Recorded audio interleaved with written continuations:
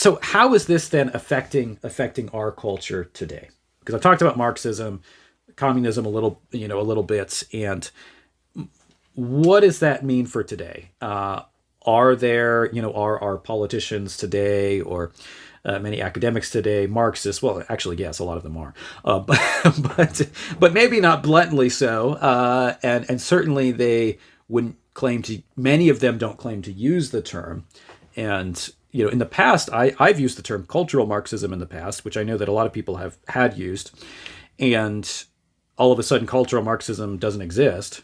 And that the talking point today of the left. And I stopped using the term because I just don't want to have this dumb argument, but the talking points of the radical left today now is cultural Marxism actually was never an intellectual movement. It's just a boogeyman term. People made it up. It's never existed in academic circles at all.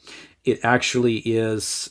It comes from what was labeled cultural Bolshevism, which was an anti-Semitic conspiracy theory by the Nazis. And therefore, if you speak about cultural Marxism, you're a Nazi. I mean, that's the line of argumentation. My most popular video on YouTube is about cultural Marxism. So I've gotten the accusation thrown at me many times that I'm a Nazi, which is insane, but it's bizarre. And, it's amazing. There was a Wikipedia page, up at one time on cultural Marxism. And as soon as the left started pushing that this didn't exist, all of a sudden it disappeared. There's no evidence of cultural Marxism anymore. You can find publications in academic journals and magazines and newspapers and journalists who have all used the term cultural Marxism in the past. And it's basically just erased now because that doesn't exist. It's just a right-wing conspiracy theory, which is so odd. But what is cultural Marxism? What do we mean by that? And do people misuse the term cultural Marxism? Yeah, a lot. Do people misuse the term Marxism? Yeah, a lot. There are people on the right that accuse everything of Marxism or intersectionality or whatever thing they don't like. And I think I would critique all of these things.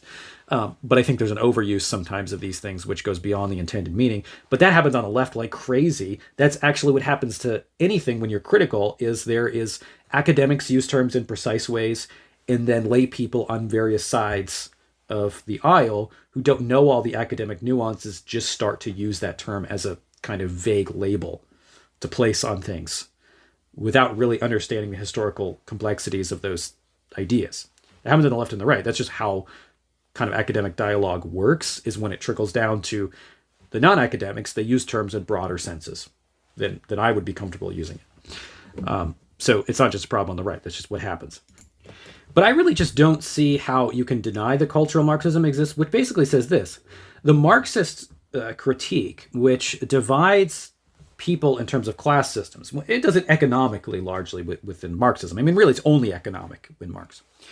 That basic kind of structure of thought where you divide the oppressor versus the oppressed in terms of economic classes in Marx, that's going to be highly influential upon nearly every school of thought in the 20th century. And so it certainly impacts the way that sociology is done and that people speak about sociology. Marxism impacts the way people talk about gender in all sorts of disciplines. So to say cultural Marxism is simply to say that some of the dynamics of Marxism, because they're so influential academically, I mean, across the board, that of course it's going to have an impact upon how people view culture and how people start to critique culture. And that doesn't mean that they adopt every single thing that Marx ever said, but it is clear in just academic discourse in general that we see a large shift from Marx and forward.